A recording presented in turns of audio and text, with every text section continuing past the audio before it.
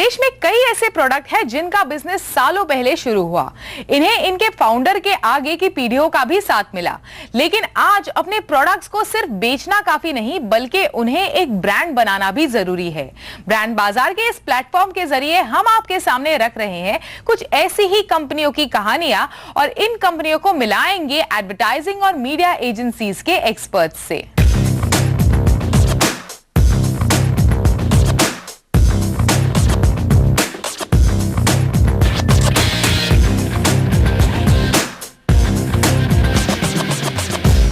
Socio की कहानी हमने देखी।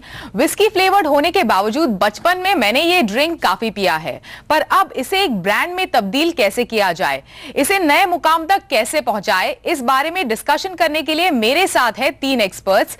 आशीष Bhasin, chairman and CEO, South Asia Dentsu Aegis network, Ashish Khajanchi, managing partner at Enormous, और Dheeraj Sinha, chief strategy officer, South and South East Asia, Grey worldwide. और brand की तरफ से मेरे साथ है Abbas Hazoori. All four of you welcome to the show. Dheeraj, इतना cluttered है मार्केट एरेटेड ड्रिंक्स का, मल्टीनेशनल्स मौजूद है, कई लोकल प्लेयर्स भी अपने अपने इलाकों में नए नए ड्रिंक्स लॉन्च करते रहते हैं, जीरा जैसे फ्लेवर्स, या फिर कोई लोकल पन्ना, या फिर हर रोज कुछ ना कुछ नया लॉन्च होते रहता है। सीजन बस उतना ही रहता है। तो ऐसे क्लटर्ड मार्केट में इन्हें क्या करना चाहिए? टेस्ट और कहानी, ये दो एलिमेंट्स हैं ब्रांड के इस कैटेगरी में। तो स्वाद का तो ऑब्वियसली गेम है कि कैसे हम डिफरेंट टेस्ट कंज्यूमर्स तक लेके आए। दूसरा, ब्रांड की एक कहानी होनी चाहिए। तो उस ब्रांड की क्या मिथ है, उसकी क्या स्टोरी है, चाहे वो हम ओरिजिन से लेकर आए, या अगर इंडियननेस इस ब्रांड के अंतर्गत है तो इंडिया के ड्रिंक की ये बात करते हैं, तो उसके अराउंड हम एक लार्जर कहानी हम उसके अराउंड अगर हम बनाएं तो वो एक बड़ी अपॉर्चुनिटी है। क्रिएटिव में या फिर पूरे कम्युनिकेशन में एंडोसर कितनी वैल्यू ला पाएगा? मेरे हिसाब से जिस स्टेज में ये हैं उस स्टेज में दो चीज़ों के लिए सावधान होना ज़रूरी है।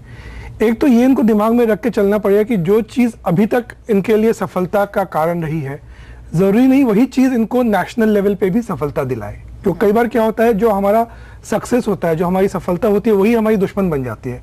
और जब हम बढ़ रहे होते हैं और हम इतने मोमेंटम पे होते हैं तो वो चीज़ दिखता नहीं है, वो बाद में हमें लगता है कि अरे हमने ये चीज़ नहीं देखा। तो अभी जब मैं ये बोलूँगा तो शायद ये अच्छा नहीं लगेगा, लेकिन वो बहुत इंपॉर्टेंट है दिमाग में रखना कि आपका जो नेशनल गेम होगा वो आपके लोकल गुजरात गेम से अलग कैसे है, वो बहुत इंपॉर्टेंट होगी और उस चीज के लिए आपको सावधान होना पड़ेगा।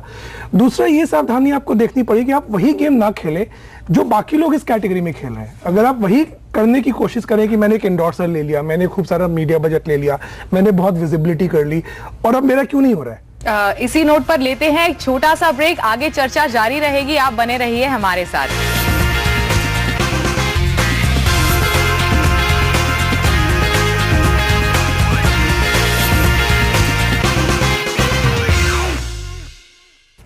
Welcome back. आज हम डिस्कस कर रहे हैं ब्रांड सोसियो और मेरे साथ है ब्रांड की ओर से अब्बास हजूरी जी और तीन एक्सपर्ट्स, आशीष खजांची, आशीष भसीन और Dheeraj Sinha. like to ask Dheeraj,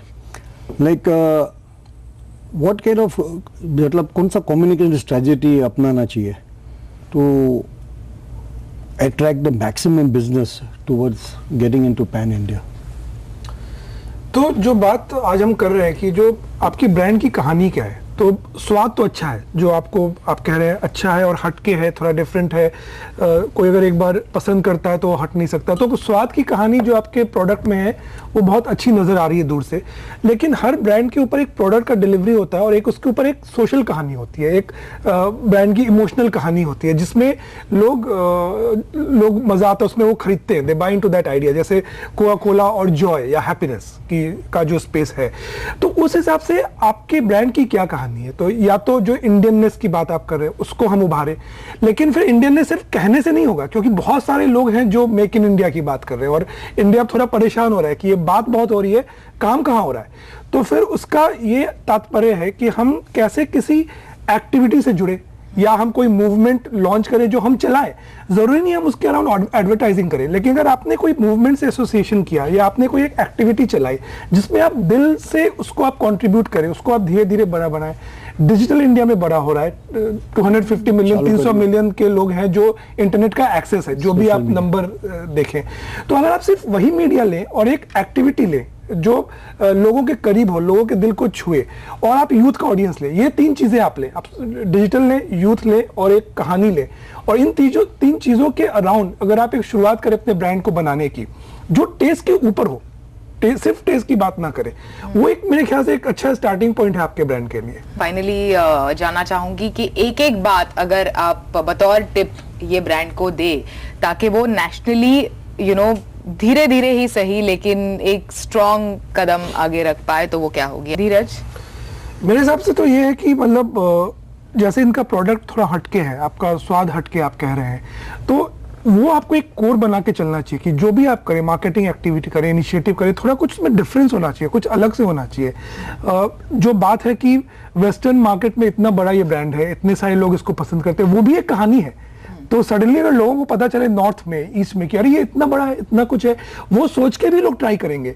तो उन चीजों को आप ध्यान में लेके चलिए, इसमें ना फंसिए कि बाकी लोगों ने 5% खर्च किया है एडवर्टाइजिंग में तो मैंने वो खर्च कर दिया तो मिल जाएगा। इम्पैक्ट पे ज्यादा ध्यान दें। Alright, thank you so much, thanks for being on the show, thank you Abbas ji for coming here.